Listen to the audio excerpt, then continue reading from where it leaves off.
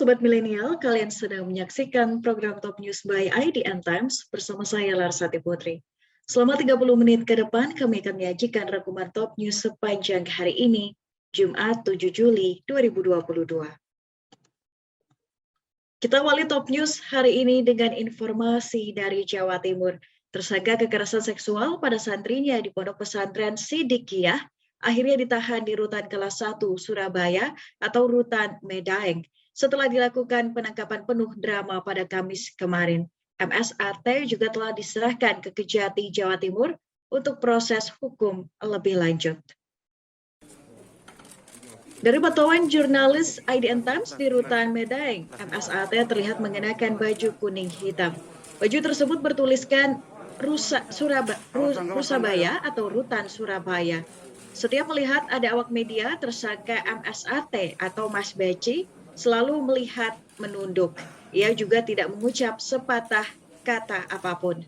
Berkas perkara beserta tersangka telah diserahkan ke Kejati Jatim pada pukul 9.30 pagi tadi. Artinya kasus ini sudah siap disidangkan. Mas Beci disangkakan dengan pasal 283 KUHP, junto pasal 65 KUHP dengan ancaman pidana 12 tahun atau pasal 294 ayat 2 P2KP, junto pasal 65 KUHP dengan ancaman pidana 7 tahun. Persidangan kasus ini pun akan dilakukan di Pengadilan Negeri Surabaya. Alasannya adalah keamanan dan kondusivitas peradilan yang akan dilalui MSAT. Drama kasus pencabulan yang dilakukan oleh anak kiai yaitu Mas Beci yang berasal dari Jombang akhirnya selesai sudah. Sudah sekitar 6 bulan kasus pelecehan seksual terhadap seorang santri ini bergulir.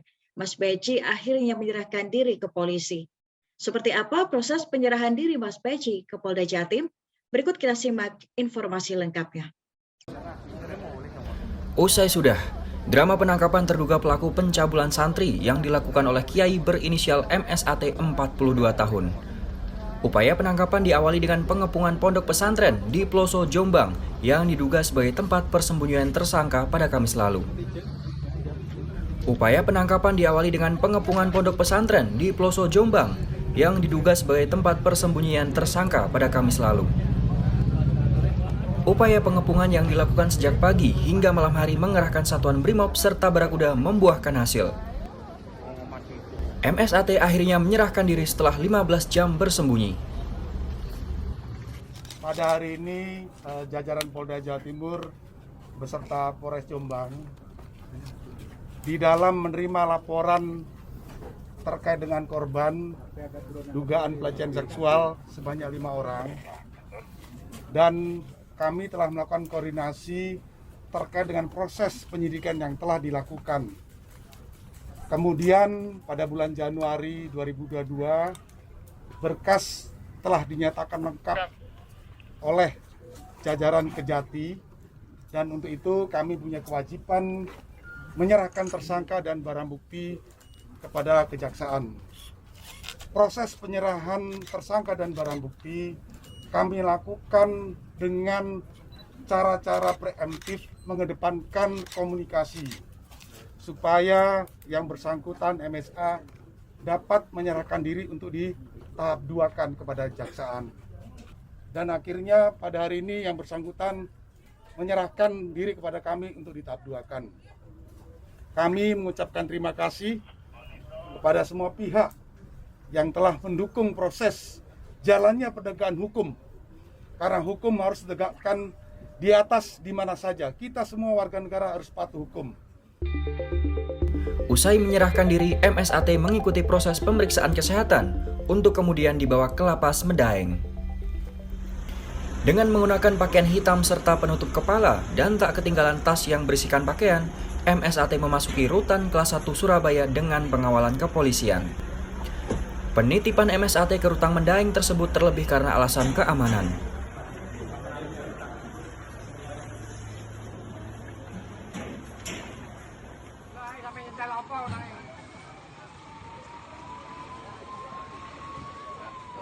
Sebelumnya, proses penangkapan dilakukan oleh pihak kepolisian sempat mengalami perlawanan dari pihak pendukung MSAT dan sempat terjadi kericuhan antar keduanya.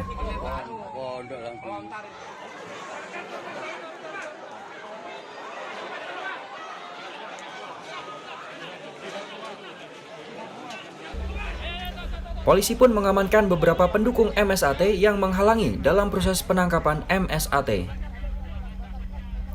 Sedangkan Kiai Muhtar, yang merupakan ayah dari MSAT, sebelumnya sempat melakukan dialog dengan Kapolres Jombang AKBP Muhnur Hidayat untuk kesanggupannya menghantarkan anaknya ke pihak kepolisian. Berarti hari ini diantar ke Polda Mbak ya? Iya nanti. Mas pergi? Hah? Mas pergi? Iya nanti ya. Enggak usah. Jangan.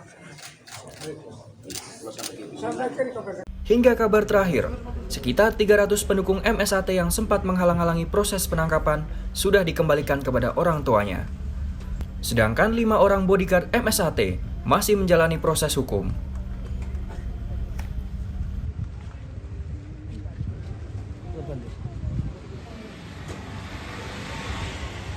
Masih dari berita kasus pencabulan anak Kiai Jombang. Buntut dari kasus ini adalah Kementerian Agama yang mencabut izin operasional Pondok Pesantren Siddiqiyah, Desa Losari, Jombang, Jawa Timur. Keputusan ini diambil setelah tersangka MSAT, anak dari Kiai pemilik pesantren, ditetapkan sebagai tersangka kasus pencabulan. Direktur Pendidikan Diniyah dan Pondok Pesantren Kemenak, Waryono, menegaskan nomor statistik dan tanda daftar pesantren juga sudah dibekukan.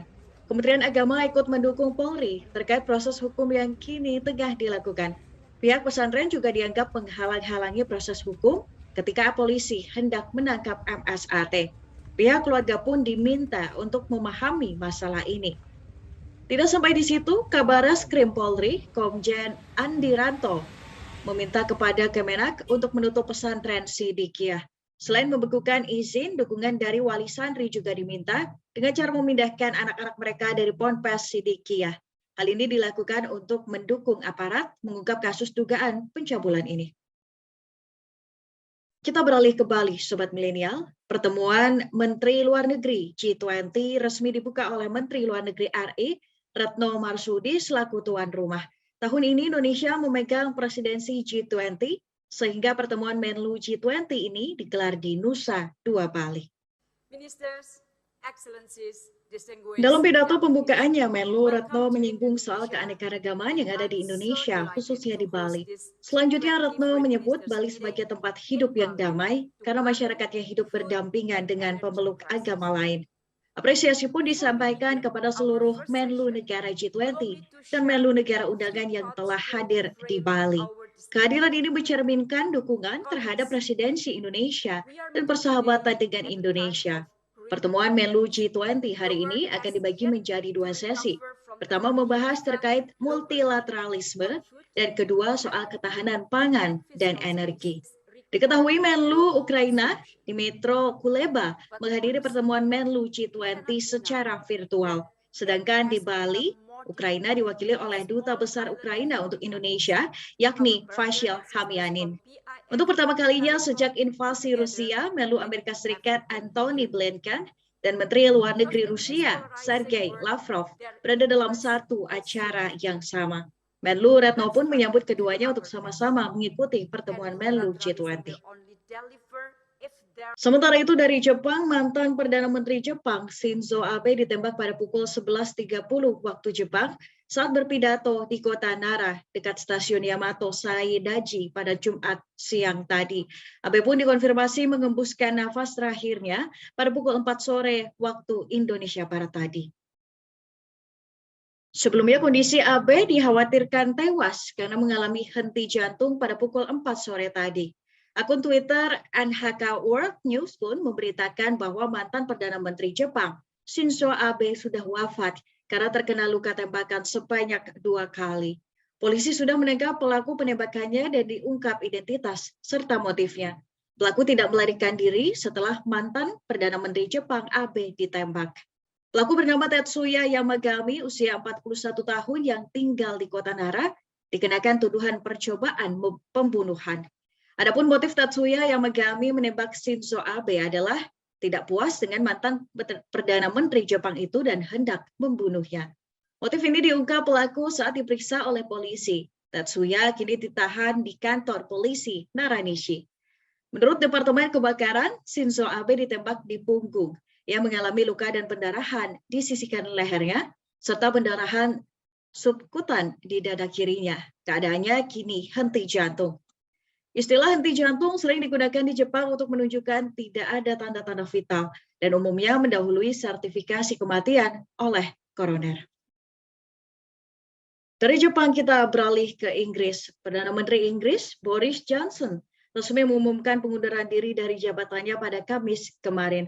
Keputusan ini diumumkan setelah pengunduran diri massal yang dilakukan oleh menteri dan juga pejabat kabinet. Johnson didesak mundur setelah hampir 50 menteri dan pejabatnya mengundurkan diri. Mereka mengaku sudah tidak percaya dengan pemerintahan Johnson. Pengunduran diri ini dimulai oleh Menteri Keuangan Inggris Rishi Sunak dan Menteri Kesehatan Inggris Sajid Javid. Pada Kamis kemarin, Johnson mengumumkan pengunduran diri dari Downing Street dan setuju dengan adanya keinginan konservatif memiliki PM baru. Johnson mengaku bangga bisa memimpin Inggris dengan keputusan-keputusan yang telah dilakukan selama ini, seperti Brexit, masa-masa pandemi, peluncuran vaksin yang tercepat di Eropa, serta Inggris yang mendukung penuh Ukraina. Ucapan terima kasih juga disampaikan kepada kabinetnya selama pemerintahannya di Downing Street.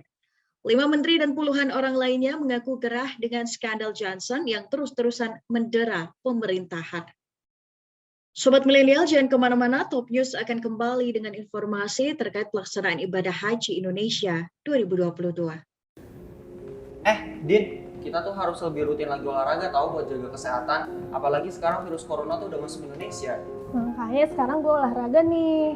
Tapi buat cegah virus corona tuh kita nggak cuma harus dengan olahraga aja tahu. Oh iya? Iya, kita tuh harus rutin buat cuci tangan, terus atur pola makan, dan yang paling penting kalau mau makan tuh jangan sampai makan daging mentah.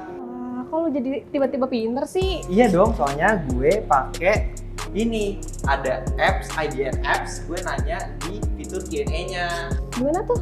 Nih, lo tinggal buka IDN apps, terus ada tanda plus, lo klik, terus di sini ada fitur tanya jawab, udah deh tinggal klik. Nah, lo tinggal masukin pertanyaan lo di sini. Jadi tuh kita bisa interaksi sama pembaca yang lain? Iya, lo bisa interaksi di sini. Lo bisa nanya sekaligus bisa jawab pertanyaan-pertanyaan yang ada. Ntar deh, gue download IDN apps-nya. Iya, pokoknya lo harus download karena semua ada di IDN. Menjelang Idul Adha yang jatuh pada 10 Zulhijjah, pemerintah mengimbau untuk tetap mematuhi protokol kesehatan saat pelaksanaan Hari Raya Idul Adha 1443 Hijriah, mengingat pandemi yang belum usai. Pemerintah kembali mengingatkan bahwa kasus COVID-19 serta penyakit mulut dan kuku yang terjadi pada hewan masih kerap dijumpai. Masyarakat diminta untuk menerapkan prokes.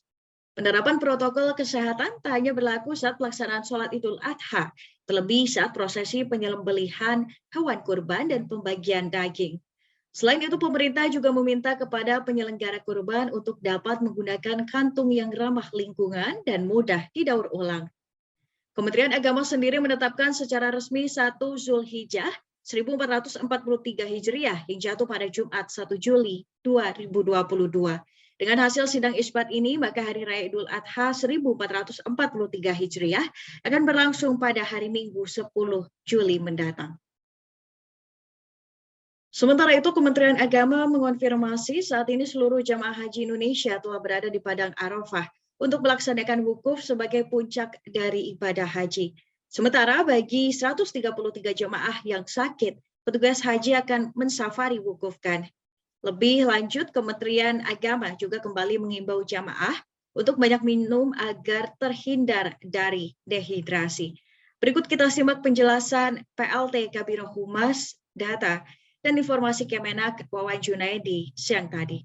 Hari ini, Jumat 8 Juli 2022, bertepatan dengan tanggal 9 Dzulhijjah 1443 Hijriah, merupakan hari puncak pelaksanaan ibadah haji tahun 2022.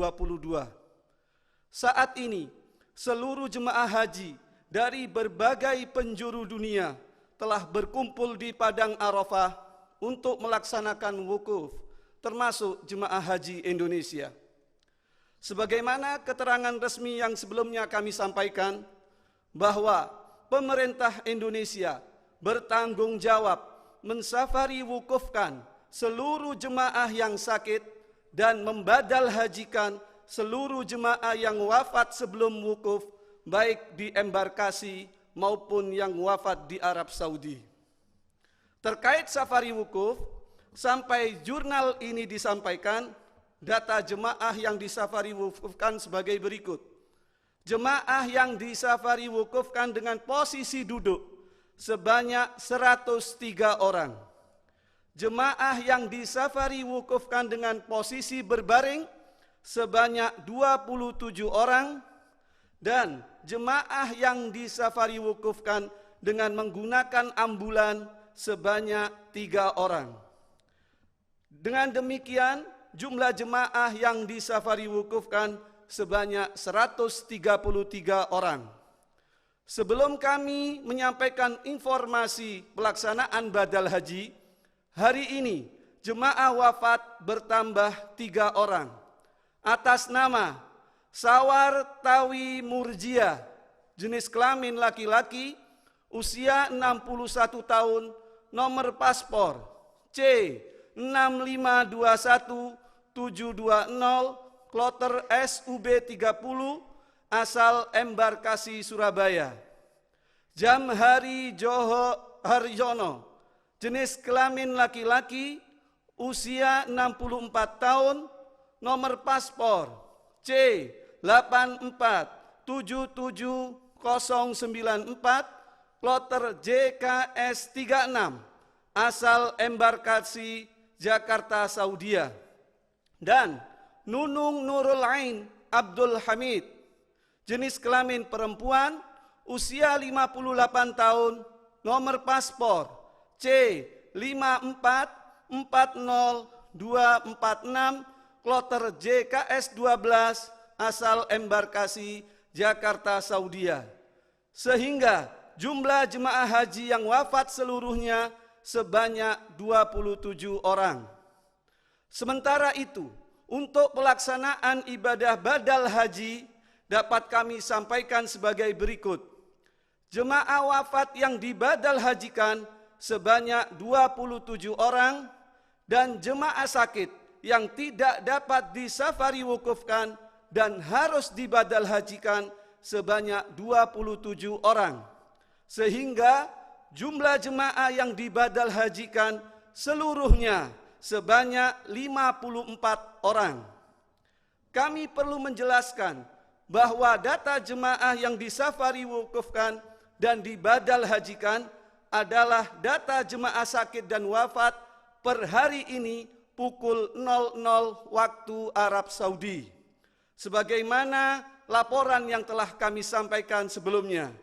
Sedangkan data akhir yang dipakai PPIH Arab Saudi untuk melaksanakan safari wukuf dan badal haji adalah data pukul 11.00 waktu Arab Saudi. Sehingga dalam hal terdapat perubahan data jemaah yang disafari wukufkan dan dibadal hajikan akan kami sampaikan pada jurnal hari berikutnya. Kondisi cuaca di Arafah dan sekitarnya saat ini dilaporkan rata-rata suhu tertinggi 48 derajat Celcius. Kami tetap menghimbau kepada jamaah haji Indonesia, jangan menunggu haus untuk minum. Tetap selalu pakai masker ketika berkumpul di Padang Arafah, Musdalifah maupun Mina. Marilah kita sama-sama doakan semoga pelaksanaan puncak ibadah haji tahun ini berjalan dengan baik dan lancar. Dan semoga seluruh jemaah haji Indonesia mendapatkan predikat haji mabrur. Amin, amin ya rabbal alamin. Sobat Milenial, jangan kemana-mana, Top News akan kembali dengan informasi persiapan Timnas Indonesia U19 yang akan menghadapi Filipina pada malam nanti. Din, kita tuh harus lebih rutin lagi olahraga tahu buat jaga kesehatan. Apalagi sekarang virus corona tuh udah masuk Indonesia. Makanya sekarang gue olahraga nih. Tapi buat cegah virus corona tuh kita gak cuma harus dengan olahraga aja tahu. Oh iya? Iya, kita tuh harus rutin buat cuci tangan, terus atur pola makan, dan yang paling penting kalau mau makan tuh jangan sampai makan daging mentah. Kok lu jadi tiba-tiba pinter sih? Iya dong, soalnya gue pakai ini, ada apps, IDN apps, gue nanya di fitur Q&A-nya. Gimana tuh? Nih, lo tinggal buka IDN apps, terus terus ada tanda plus, lo klik, terus di sini ada fitur tanya jawab, udah deh tinggal klik. Nah, lo tinggal masukin pertanyaan lo di sini. Jadi tuh kita bisa interaksi sama pembaca yang lain. Iya, lo bisa interaksi di sini, lo bisa nanya sekaligus bisa jawab pertanyaan-pertanyaan yang ada. Ntar deh gue download IDN Apps-nya. Iya, pokoknya lo harus download karena semua ada di IDN. Kembali lagi di Top News Sobat Milenial. Presiden Joko Widodo melakukan kunjungan kerjanya di daerah Medan Belawan, Kota Medan pada Kamis kemarin. Dalam kunjungan ini, Jokowi memantau penataan kawasan dan rumah layak huni. Jokowi meninjau penataan kawasan dan rumah layak huni di Kampung Belawan, Bahari pada Kamis kemarin.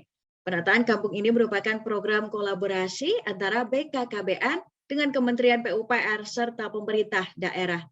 Dalam proyek ini, pemerintah daerah ikut andil dalam penataan rumah layak huni, serta dibantu Kementerian PUPR yang akan membangun dan memperbaiki penataan kawasan di area sekitar. Dengan adanya kolaborasi ini, Jokowi berharap agar dapat mengatasi kemiskinan yang ada di wilayah tersebut, serta dapat memperbaiki infrastruktur baik area jalanan hingga sanitasi air. Selain penataan kawasan, pemerintah juga akan membangun tanggul untuk mengatasi banjirop yang kerap melanda kawasan tersebut. Berdasarkan data dari BKKBN, sejumlah rumah di permukiman Belawan Bahari tercatat dalam kondisi tidak layak huni serta tempat pembuangan air yang kurang baik. Dengan adanya perbaikan ini, kedepannya mampu mengurangi resiko stunting ataupun kekerdilan pada keluarga. Selain itu, dalam perbaikan yang masih terus berjalan, pemerintah menerapkan teknologi rumah sistem panel install, di mana desain bangunan dapat dibongkar pasang maupun dipasang secara permanen. Kita beralih ke sepak bola. Timnas U19 Garuda Nusantara malam ini akan menghadapi tim Filipina di Stadion Patriot Bekasi. Timnas U19 harus memperoleh kemenangan agar tetap bisa bersaing lolos dari fase grup. Saat ini Timnas Garuda Muda baru mengoleksi 5 poin dari 1 kali menang dan 2 kali seri. Pemain Timnas Indonesia U19 pukul 8 malam ini akan melanjutkan kiprahnya di grup A Piala AFF U19 2022 di Stadion Patriot Candrabaga melawan Timnas Filipina. Bagi para pemain asuhan pelatih Sinteyong, pertandingan keempat melawan Filipina ini penting untuk mendapatkan 3 poin tambahan agar bisa menjaga asa lolos ke semifinal. Saat ini posisi Indonesia di klasemen Grup A berada di posisi keempat di bawah Vietnam, Thailand, dan juga Myanmar.